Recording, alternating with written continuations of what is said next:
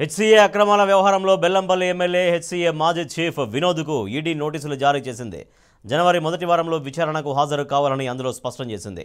హెచ్సీఏలో 20 కోట్ల రూపాయల నిధుల గోల్మాల్ వ్యవహారంపై ఈడీ దర్యాప్తు చేస్తోంది. విచారణలో భాగంగా ఇప్పటికే క్రికెట్ అసోసియేషన్ మాజీ అధ్యక్ష కార్యదర్శులు అర్షద్ అయూబ్, శివలాల్ యాదవ్ను ఈడీ విచారించింది. వారితో పాటు వినోద్ కూడా విచారణకు హాజరు కావాల్సి ఉండగా ఆయన రాలేదు. ఈ నేపథ్యంలో వినోద్కు ఈడీ మరోసారి నోటీసులు జారీ చేసింది. ఎఫ్ఐఆర్ అవినీతి నిరోధక శాఖ ఛార్జ్షీట్ ఆధారంగా ఈ కేసును ఈడీ దర్యాప్తు చేస్తోంది.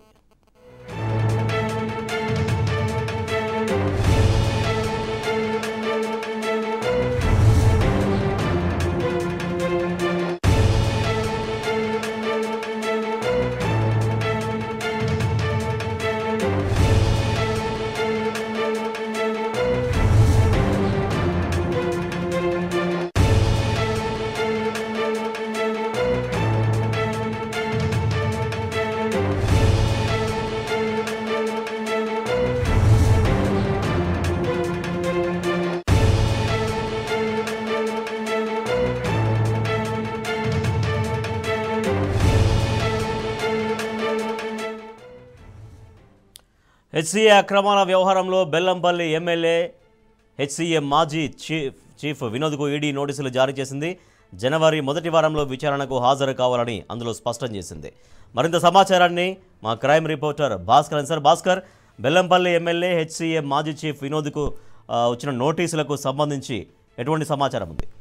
హెచ్సీఏ నిధుల గోల్మాల్పై ఈడీ దూకుడు పెంచిందని చెప్పుకోవచ్చు. హైదరాబాద్ క్రికెట్ అసోసియేషన్ లో జరిగిన 20 కోట్ల రూపాయల నిధుల గోల్మాల్పై ఈడీ దర్యాప్తు ముమ్మరం చేసింది. గతంలో హెచ్సీఏకు కమిటీ మాజీ అధ్యక్షుడిగా ఉన్నటువంటి అధ్యక్షులను కార్యదర్శులను కూడా పిలిచి విచారించాలని ఈడీ భావిస్తుంది. మాజీ క్రికెటర్ హర్షద్ అయూబ్, శివలాల్ యాదవ్, వినోద్లను ప్రశ్నించినటువంటి ఈడీ మాజీ హెచ్సీఏ అధ్యక్షుడిగా ఉన్నటువంటి ఎమ్మెల్యే, ప్రస్తుతం బెల్లంపల్లి ఎమ్మెల్యేగా ఉన్నటువంటి వినోద్ కుమార్ ను కూడా చెన్నూరు ఎమ్మెల్యేగా ఉన్నటువంటి వినోద్ తో పాటు ఇటు నోటీసులు జారీ చేసినటువంటి నేపథ్యంలో జనవరి మొదటి వారంలో విచారణకు హాజరు కావాలని బెల్లంపల్లి ఎమ్మెల్యే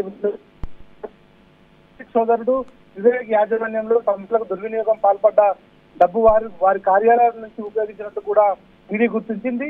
28 కోట్లకు పైగా లావాదేవీలు జరిపినట్టుగా ఈ సందర్భంగా వివేక్ ఆస్తులపై ఈడీ గతంలోనే సోదాలు నిర్వహించి మున్సిపల్ క్రికెట్ స్టేడియం నిర్మాణం సమయంలో మనీ లాండరింగ్ పై ఏసీబీ ఎఫ్ఐఆర్ ను కూడా ఫైల్ చేసింది. దాని ఛార్జ్షీట్ల ఆధారంగా కూడా విచారణ జరుపుతామనేటువంటి ఈడీ తేడుదలం చేసింది. హెచ్సీఏలో నిధుల దుర్వినియోగం జరిగిందని ఛార్జ్షీట్ లో పేర్కొన్నటువంటి ఏసీబీ ఆఫీస్ బేరర్లు, ప్రైవేట్ వ్యక్తులతో కుమ్మక్కై ఈ వ్యవహారం అంతటినీ కూడా నడిపించాలనేటువంటి చాలా స్పష్టంగా దాంట్లో పేర్కొంది.